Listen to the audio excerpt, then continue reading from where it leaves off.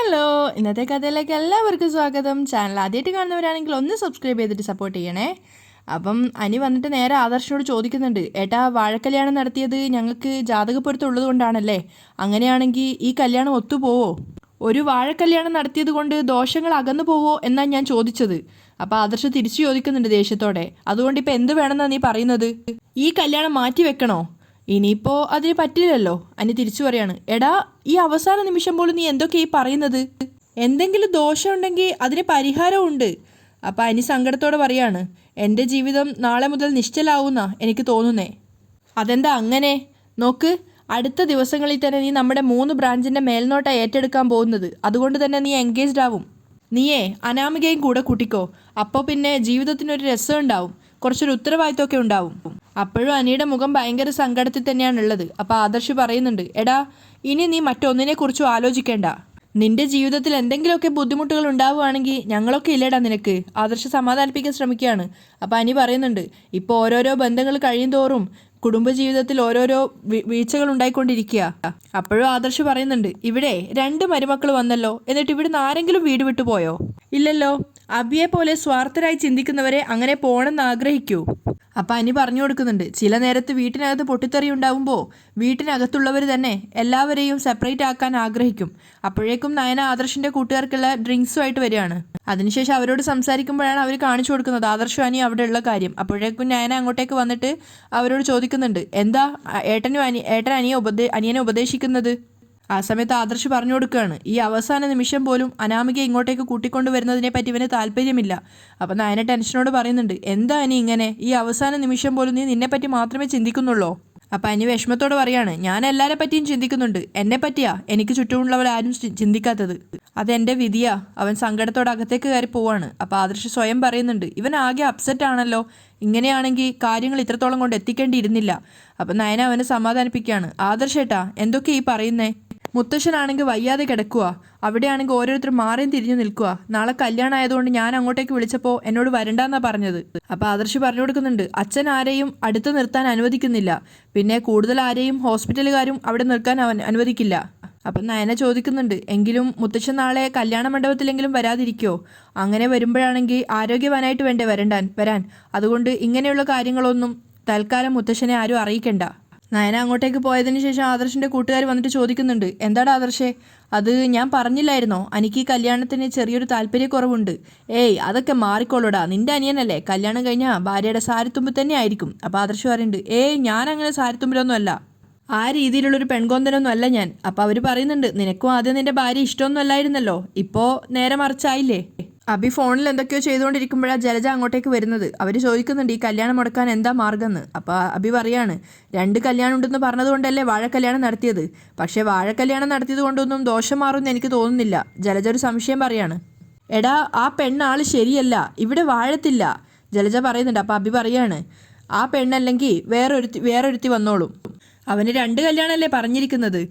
അയ്യോ അത് മുടക്കാൻ എന്താണോ ഒരു മാർഗം? ജലജ അപ്പോഴും കൺഫ്യൂഷനാണ്. അപ്പം അബി കുറച്ച് ദേഷ്യത്തോടെ പറയാണ്, ഇപ്പം അതിനെപ്പറ്റി സംസാരിക്കാനുള്ള സമയമൊന്നും എനിക്കില്ല അമ്മേ. ആ നിർമ്മല് ഇടയ്ക്കിടയ്ക്ക് വിളിക്കുന്നുണ്ട്, അവൻ 10 ലക്ഷം രൂപയെ ആവശ്യപ്പെടുന്നത്. അപ്പം ജലജ ദേഷ്യത്തോടെ പറയാണ്, ഉണ്ടല്ലോ ഒരുപാട്, എടുത്ത് കൊടുക്ക്. വെറും ഒരു ശമ്പളക്കാരനായി ഞാൻ എവിടുന്ന് എടുത്തു കൊടുക്കാനാ? നമ്മുടെ ട്രസ്റ്റിൻ്റെ പൈസയൊന്നും ചെവി അറിയാതെ എനിക്കെടുക്കാൻ പറ്റില്ലല്ലോ. ഇക്കണക്കിന് പോവുകയാണെങ്കിൽ നമ്മൾ ഈ വീട്ടിൽ നിന്ന് പുറത്താവുന്നുള്ള കാര്യം ഉറപ്പാ. അപ്പം അബി ദേഷ്യത്തോടെ പറയുന്നുണ്ട്, പുറത്താക്കുവാണെങ്കിൽ ആക്കട്ടെ, നമ്മുടെ ഭാഗം തന്നിട്ട് നമ്മളെ പിരിച്ചുവിടട്ടെ. അപ്പം ജലജ പറയുന്നുണ്ട്, അങ്ങനെ തരുമെന്നൊന്നും കരുതണ്ട. ഏതെങ്കിലും ഒരു കാലത്ത് ഭാഗം വെക്കുമ്പോൾ ആദർശന് മനസ്സലിവുണ്ടെങ്കിൽ എന്തെങ്കിലും അവൻ ഇഷ്ടമുള്ളത് അവൻ തരും, അത്രയും പ്രതീക്ഷിച്ചാൽ മതി. എടാ ഇപ്പം തന്നെ കല്യാണം നടക്കാൻ പോകുന്ന സമയത്ത് നിന്റെ മുത്തശ്ശൻ ആശുപത്രിയില്ല, അത് തന്നെ ശുഭലക്ഷണമല്ല. അതുപോലും കാണിക്കുന്നത് ഈ കല്യാണം നടത്തരുതെന്നാ. ആരോട് പറയാനാ അമ്മേ? അവന് 2 കല്യാണം ഉണ്ടെന്ന് പറഞ്ഞപ്പോൾ വാഴ കല്യാണം നടത്തി ദോഷം തീർത്തയാളാ എൻ്റെ മുത്തശ്ശി. അതുപോലെ തന്നെയാണ് ജാനകി മാമിയാണെങ്കിൽ ഈ ബന്ധം നടത്തിയേ മതിയാവൂന്നും പറഞ്ഞ് വാശി പിടിച്ച് നടക്കുക. അത് ശരിയാ, അവക്കാണ് പെങ്കൊച്ചിൻ്റെ സ്വത്ത് കണ്ടിട്ട് കണ്ണു തള്ളിയത്. അപ്പം അബി ചോദിക്കുന്നുണ്ട്, ഈ പറഞ്ഞ സ്വത്തൊക്കെ അവൾക്കുണ്ടോ അമ്മേ? ആർക്കറിയാം, ഇവിടെ ഉള്ളവർ പിന്നെ ഒന്നും ചോദിക്കത്തില്ലല്ലോ, അതുകൊണ്ടല്ലേ 2 എണ്ണം വളഞ്ഞ വഴിയിലൂടെ കയറി വന്നത്. അപ്പം അബി പറയുന്നുണ്ട്, ഇനി എൻ്റെ ബലമായ സംശയം ആ കല്യാണത്തിനിടയിലെങ്ങാൻ അവൻ കയറി വരുമോന്നാ ആ നിർമ്മല്. അങ്ങനെ വരുമോ? ഒന്നും പറയാൻ പറ്റില്ല അമ്മേ. എന്ന് വെച്ചാൽ അവൻ ചോദിച്ച പണം കൊടുത്തില്ലെങ്കിൽ നമ്മളെ അവൻ കുടുക്കിലാക്കും. ഓ അങ്ങനെയാണെങ്കിൽ പുതിയ മടിമോള് കടന്നു വരുമ്പോൾ നമ്മൾ ഈ വീടിൻ്റെ പടിയിറങ്ങി പോവേണ്ടി വരുമോ? ജലജ തിരിച്ചു ചോദിക്കുന്നുണ്ട്. നമ്മൾ പടിയിറങ്ങേണ്ടി വരുമോ എന്ന് എനിക്കറിയില്ല, പക്ഷേ എനിക്ക് അങ്ങനെ ഒരു വിധി ഉണ്ടാവും. അതേസമയം അനാമികയെ തട്ടിക്കൊണ്ടുപോയ ഗുണ്ടകൾ സംസാരിക്കുകയാണ്. അപ്പോൾ അയാൾ പറയുന്നുണ്ട്, നാളെയാ വേണുവിൻ്റെ മോളെ കല്യാണം, ഇനി എന്തെങ്കിലും ചെയ്യാനുണ്ടെങ്കിൽ കല്യാണ മണ്ഡപത്തിൽ വെച്ച് ചെയ്യണം. അപ്പോൾ അയാൾ ചോദിക്കുന്നുണ്ട്, ഗുണ്ടകളായിട്ടുള്ള അയാൾ, കല്യാണം മുടക്കണോ അണ്ണാ? ഇനി എന്താ ചെയ്യേണ്ടതെന്ന് നീ എന്ന് എനിക്ക് പറഞ്ഞു തരേണ്ട. വർഷങ്ങളായിട്ട് എൻ്റെ നിന്നും പണം പലിശക്ക് വാങ്ങിക്കുന്നവനാ. വല്ലപ്പോഴും എന്തെങ്കിലും പലിശ തന്ന് എന്നെ സമാധാനിപ്പിച്ചുകൊണ്ടിരുന്നത്. ഇടയ്ക്ക് അവൻ പണം തന്നത് അവൻ്റെ വീട് പണയപ്പെടുത്തിക്കൊണ്ടാണ്. അവസാനം ബാങ്കിൽ അതിന് പണയം അടക്കാനില്ലാതെ വന്നപ്പോൾ എൻ്റെ അടുത്ത് നിന്ന് തന്നെ കാശ് വാങ്ങിച്ചിട്ടാണ് അവൻ അതിൻ്റെ കുടിശ്ശിക അടച്ചുകൊണ്ടിരുന്നത്. എല്ലാം കൂടി കുമിഞ്ഞുകൂടി. ഇനിയിപ്പോൾ കല്യാണ മണ്ഡപത്തിൽ പോയി അവൻ്റെ മകളുടെ കഴുത്തിൽ കിടക്കുന്ന ആഭരണങ്ങൾ അഴിച്ചുകൊണ്ട് വരാനും ഞാൻ മടിക്കില്ല. അപ്പം അവൻ പറയുന്നുണ്ട്, അണ്ണാ അനന്തമൂർത്തിയുടെ കൊച്ചുമോനാ അവളെ കല്യാണം കഴിക്കാൻ പോകുന്നത്. ആരുടെ കൊച്ചുമോനായാലും എനിക്കെന്താടാ, ഞാൻ ചെയ്യാനുള്ളത് ചെയ്യും. പിന്നെ ആ അനന്തമൂർത്തി എന്ന് പറയുന്നയാൾ വേണുവിനെ പോലെ ചെറ്റയല്ല, അയാൾക്ക് കാര്യം പറഞ്ഞാൽ മനസ്സിലാവും. പിന്നെ ആ അനന്തമൂർത്തി ഈ വേണുവിനെ പോലെ ഒരു ചെറ്റയല്ല. കല്യാണ മണ്ഡപത്തിൽ പെണ്ണും ചെക്കനും ഒക്കെ നിൽക്കുന്ന സമയത്ത് വേണുവിനെയും ഭാര്യയും മോളെയും നാണം കെടുത്തണം. അപ്പോൾ അനന്തമൂർത്തി തന്നെ ഇതിനൊരു പരിഹാരം കാണും. അപ്പോൾ ഗുണ്ടകൾ ചോദിക്കുന്നുണ്ട്, അത്രയും വേണോ അണ്ണാ? എന്തായാലും നാളെ നമ്മൾ അവിടെ ചെല്ലുമ്പോൾ വേണുവിൻ്റെ മുട്ട് വിറക്കുന്നുള്ള കാര്യം ഉറപ്പാ. എന്തായാലും ഞാൻ ഇക്കാര്യം വെറുതെ വിടാനൊന്നും പോകുന്നില്ല. ഇന്ന് രാത്രി കൂടി അവരൊന്ന് സ്വസ്ഥമായിട്ട് ഉറങ്ങിക്കോട്ടെ. മിക്കവാറും നാളെ മുതൽ അവർക്ക് ഉറക്കമില്ലാത്ത രാത്രികളായിരിക്കും, അയാൾ ഉറപ്പിച്ച് വിചാരിക്കുകയാണ്. അതേസമയം നന്ദു ഇങ്ങനെ വിഷമത്തോടെ ഇരിക്കുമ്പോൾ അങ്ങോട്ടേക്ക് വന്നിട്ട് അനി വരുന്നുണ്ട്. അനിയെ കണ്ട നന്ദു ആകെ ഒന്ന് ഭയന്ന് നിൽക്കുകയാണ്. അപ്പോൾ അനി ചോദിക്കുന്നുണ്ട്, നീ എന്തിനാ നന്ദു എന്നെ കാണുമ്പോൾ ഇങ്ങനെ പേടിക്കുന്നത്? അല്ല, ഇവിടെ വെച്ച് നമ്മളിങ്ങനെ സംസാരിക്കുന്നത് നല്ലതല്ല. ഇന്ന് ഞാൻ വരുന്നില്ല എന്ന് കൂടി പറഞ്ഞതാണ്, എൻ്റെ അച്ഛൻ കേൾക്കാത്തത് കൊണ്ട് മാത്രം വന്നതാ. നന്ദു സങ്കടത്തോടെ പറയാണ്. അതിന് ഞാൻ എന്ത് തെറ്റാണ് നിന്നോട് ചെയ്തത്? അനി ചോദിക്കുന്നുണ്ട്. അപ്പോൾ നന്ദു സങ്കടത്തോടെ പറയാണ്, അനിയും ഞാനും ഒരു തെറ്റും ചെയ്തിട്ടില്ല. പക്ഷേ ഇടക്കാലത്ത് എൻ്റെ സൗഹൃദത്തിനെ അനി ഒരു തെറ്റായ കണ്ണിലൂടെ കാണാൻ തുടങ്ങി. അതാണ് ഈ പ്രശ്നങ്ങൾക്കൊക്കെ കാരണം. എൻ്റെ സൗഹൃദം എപ്പോഴാണോ അനി തെറ്റിദ്ധരിച്ചത്, അവിടെയാണ് നമുക്ക് പിഴച്ചത്.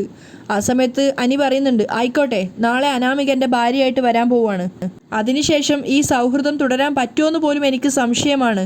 അപ്പം നന്ദു പറയുന്നുണ്ട്, അത് സംശയമല്ല, പിന്നീട് ഈ സൗഹൃദം തുടരാൻ പാടില്ല. അത്രയ്ക്കും സംശയമുണ്ട് അനാമികയ്ക്ക്. അപ്പം അനി ചോദിക്കുന്നുണ്ട്, എടോ അങ്ങനെ ഒരാളെ ഞാൻ എന്തിനാ ഭാര്യയാക്കുന്നത്? ജീവിതകാലം മുഴുവൻ തല്ലും വഴക്കുമായിട്ട് കഴിയാനാണോ വിവാഹം ചെയ്യുന്നത്? അപ്പം നന്ദു സങ്കടത്തോടെ പറയാണ്, നമ്മൾ ആഗ്രഹിക്കുന്നത് പോലെ ഒന്നും നടക്കില്ല അനി. ജീവിതം നമ്മൾ പ്ലാൻ ചെയ്യുന്ന പോലെ നല്ല മുന്നോട്ട് പോകുന്നത്. ആ സമയത്ത് അനി പറയുന്നുണ്ട്, നന്ദു ഞാനിപ്പോൾ വന്നത് പ്രധാനപ്പെട്ട ഒരു കാര്യം പറയാനാ. എനിക്കൊരാഗ്രഹമുണ്ട്. അത് പിന്നെ ഞാൻ നന്ദുവിനൊരു സാരി തന്നിരുന്നല്ലോ, അതൊടുത്ത് വേണം നാളെ കല്യാണ മണ്ഡപത്തിലേക്ക് വരാൻ. അപ്പോഴേക്കും ജാനകി അങ്ങോട്ടേക്ക് വരുന്നുണ്ട്. ഇവർ തമ്മിലുള്ള സംസാരം ജാനകി മാറി നിന്ന് കേൾക്കുകയാണ്.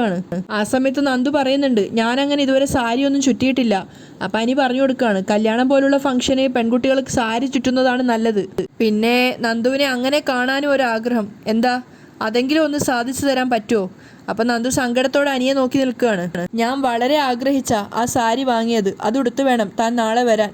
അനി വിഷമത്തോടെ പറയാണ്. അതൊക്കെ കേൾക്കുന്നുണ്ടെങ്കിലും ജാനകി അങ്ങോട്ടേക്ക് അവർക്കിടയിലേക്ക് പോകുന്നുണ്ടായിരുന്നില്ല. നോക്കാം, നന്ദു സങ്കടത്തോടെ പറയാണ്. അപ്പം അനി പറയുന്നുണ്ട്, അതുപോലെ തന്നെ കല്യാണം കഴിഞ്ഞാൽ ഞങ്ങളുടെ 3 ബ്രാഞ്ചുകൾ നോക്കി നടത്തുന്നത് ഞാനായിരിക്കും. അവിടെ ഒരു ഉയർന്ന പോസ്റ്റിലുള്ളൊരു ജോലി ഞാൻ നന്ദുവിന് വേണ്ടി തരട്ടെ, നന്ദു വരുമോ എന്ന് ചോദിക്കുന്ന സമയത്ത് നന്ദു പറയുന്നുണ്ട്, അതിൻ്റെ ഒന്നും ആവശ്യമില്ല, ഞാൻ അതിനൊന്നും വരുന്നില്ല എന്നൊക്കെ പറയുന്നുണ്ട്. അങ്ങനെ ഇവരുടെ സംസാരം കേട്ടുകൊണ്ട് തന്നെയാണ് ജാനകി അവിടെ നിന്ന് അങ്ങോട്ടേക്ക് പോകുന്നത്. നന്ദുവും അനിയോട് കൂടുതൽ സംസാരിക്കാൻ നിൽക്കാതെ, അത് എൻ്റെ ചേച്ചിമാരെയാണ് ബാധിക്കുക എന്നൊക്കെ പറഞ്ഞിട്ട് പെട്ടെന്ന് തന്നെ അവിടുന്ന് പോവുകയാണ്. ജാനകി നേരെ പോയത് അവരുടെ മുറിയിലേക്കാണ്. ആ സമയത്ത് അജയൻ പറയുന്നുണ്ട്, നാളെ കല്യാണമല്ലേ, ആരെങ്കിലും വിട്ടുപോയിട്ടുണ്ടോ എന്ന് നോക്കുമായിരുന്നു. വിട്ടുപോയിട്ടുണ്ടോന്നല്ല, വിട്ടുപോവോ നോക്ക്. നാളെ കല്യാണ സമയത്ത് കല്യാണ ചെക്കൻ. ആ സമയത്ത് അജയൻ പറയുന്നുണ്ട്, നീ എന്തൊക്കെയാ ജാനകി ഇങ്ങനെയൊക്കെ സംസാരിക്കുന്നത്? അജയേട്ടൻ നമ്മുടെ മോൻ്റെ മനസ്സിൽ ഇപ്പോഴും ആ പെങ്കൊച്ചു തന്നെയാണ്, അല്ലാതെ അവൻ ഇപ്പോഴും അനാമികയെ സ്നേഹിക്കുന്നില്ല. നീ ഇനിയും അതൊന്നും വിട്ടില്ലേ? അജയൻ ചോദിക്കുന്നുണ്ട്. ഞാൻ ഇതുവരെ അത് ഏട്ടത്തിയോടും ജലജയോടും പറഞ്ഞിട്ടില്ല. പറഞ്ഞു കഴിഞ്ഞാൽ ഇവിടെ വലിയ വഴക്ക് നടക്കും. അപ്പം അജയൻ പറയുന്നുണ്ട്, ആ വഴക്ക് ഒഴിവാക്കുകയാണ് വേണ്ടത്.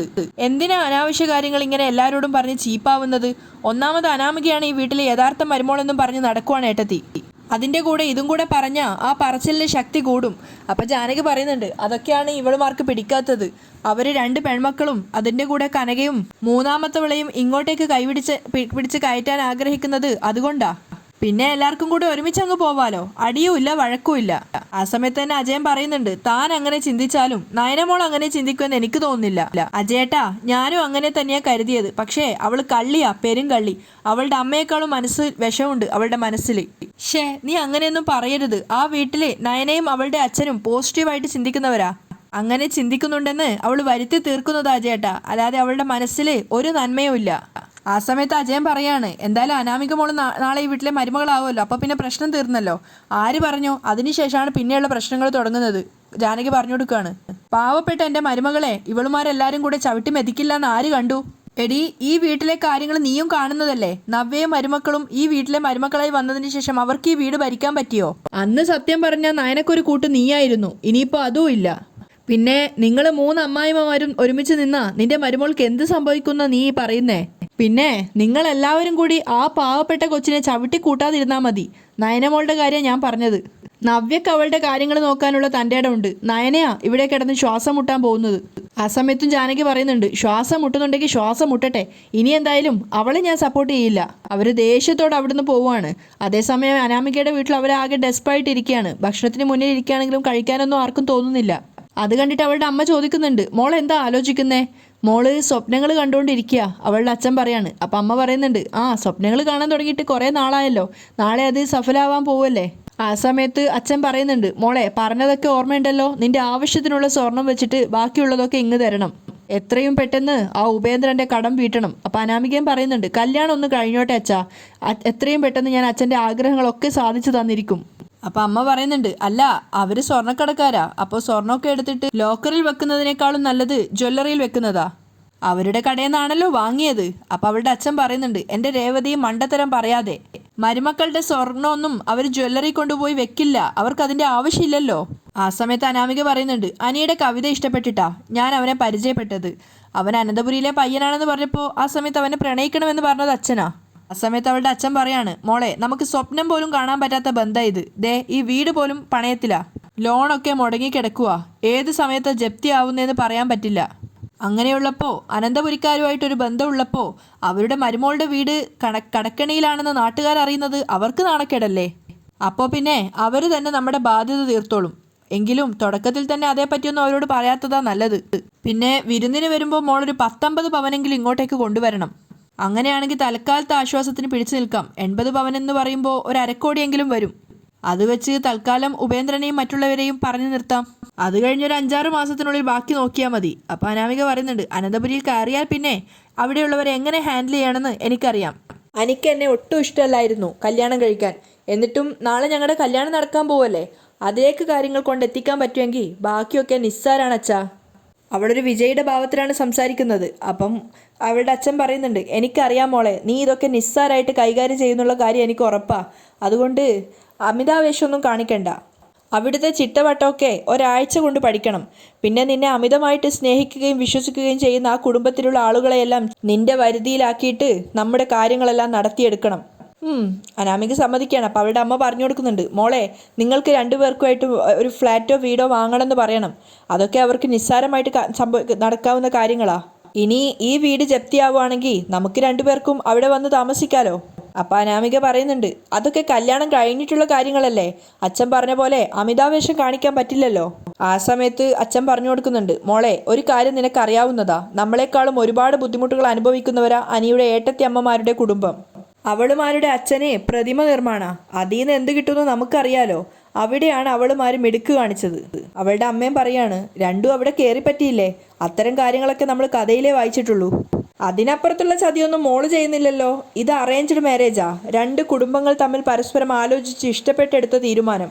അതിൻ്റെ തലയെടുപ്പ് എപ്പോഴും മോൾക്കുണ്ടാവണം. നമ്മുടെ കാര്യങ്ങളൊക്കെ എപ്പോഴും പൊലിപ്പിച്ച് പറയണം. അപ്പം അനാമികയും പറയുന്നുണ്ട്, അതൊക്കെ ഞാൻ ഏറ്റു, നാളെ എൻ്റെ കല്യാണാ, ഇനിയെങ്കിലും എനിക്കൊന്ന് ഉറങ്ങണം എന്ന് പറഞ്ഞുകൊണ്ട് സന്തോഷത്തോടെ അനാമിക എഴുന്നേറ്റ് പോവുകയാണ്. അപ്പോൾ അവരും പറയുന്നുണ്ട്, മോള് ചെന്ന് കിടന്നുറങ്ങിക്കോ. അവളുടെ അമ്മയും അച്ഛനും ഒരുപാട് സ്വപ്നങ്ങൾ നെയ്തു കൂട്ടുകയാണ്. അതേസമയം വളരെ വിഷമത്തോടു കൂടിയാണ് അനി കിടക്കുന്നത്. നാളെ എൻ്റെ കല്യാണാ, വളരെയധികം സന്തോഷത്തോടു കൂടിയാ എൻ്റെ വീട്ടുകാർ അനാമികയെ സ്വീകരിക്കാൻ പോകുന്നത്. പക്ഷേ അവൾ നവ്യടത്തെ പോലെ ക്യാരക്ടർ ഇല്ലാത്തൊരു പെണ്ണാ. പക്ഷേ നവ്യടത്തി പോലും ഇപ്പോൾ മാറാൻ ശ്രമിക്കുന്നുണ്ട്. പക്ഷേ അനാമികയെ കൊണ്ട് അതിന് കഴിയുമോയെന്നറിയില്ല. എനിക്ക് ഉറക്കം വരുന്നുണ്ടായിരുന്നില്ല. അവൻ വീണ്ടും എഴുന്നേറ്റിരിക്കുകയാണ്. വിവാഹത്തിന് മുന്നേ അവൾ എൻ്റെ മേൽ അധികാരം സ്ഥാപിച്ചവളാ. അപ്പോൾ പിന്നെ വിവാഹത്തിന് ശേഷം പറയേണ്ടതില്ലല്ലോ. വല്ലാത്തൊരു പരീക്ഷണമാണ് എനിക്ക് മുന്നിൽ. ഇതെങ്ങനെ തരണം ചെയ്യുമെന്ന് അറിയില്ല. അനി വീണ്ടും ബെഡിൽ നിന്ന് എഴുന്നേൽക്കുകയാണ്. റൂമിലൂടെ അങ്ങോട്ടും ഇങ്ങോട്ടും നടക്കുകയാണ് അവൻ. അതേപോലെ തന്നെ ഉറക്കം വരാതെ കിടക്കുകയാണ് നന്ദു. അവളും ചിന്തിക്കുന്നുണ്ട്, നാളെ അനിയുടെ വിവാഹം കഴിയുന്നതോടെ എൻ്റെ മനസ്സിൽ നിന്നും മെല്ലെ മെല്ലെ ഭാരം ഇറങ്ങി പോവുമായിരിക്കും. അതിനുശേഷം അനി എന്നെ സുഹൃത്തായിട്ട് കാണുന്നുള്ള കാര്യം ഉറപ്പാ. അങ്ങനെ പോട്ടെ കാര്യങ്ങൾ. പക്ഷേ നാളെ അവരുടെ താലികെട്ട് കണ്ടോണ്ട് നിൽക്കാൻ പാടാ. ആ സമയത്ത് നന്ദുവിന് മുന്നിൽ നന്ദുവിൻ്റെ പ്രതിരൂപം വരികയാണ്. അത് പറയുന്നുണ്ട്, നിന്റെ മനസ്സിൻ്റെ വേദന നീ പ്രാർത്ഥിക്കുന്ന ദൈവങ്ങൾ അറിയുന്നുണ്ട്. അനിക്ക് 2 വിവാഹം പറഞ്ഞിരിക്കുന്നേ. നാളെ നടക്കുന്ന വിവാഹം ഒരു തകർച്ചയാണെങ്കിൽ എന്തായിരിക്കും നിന്റെ നിലപാട്?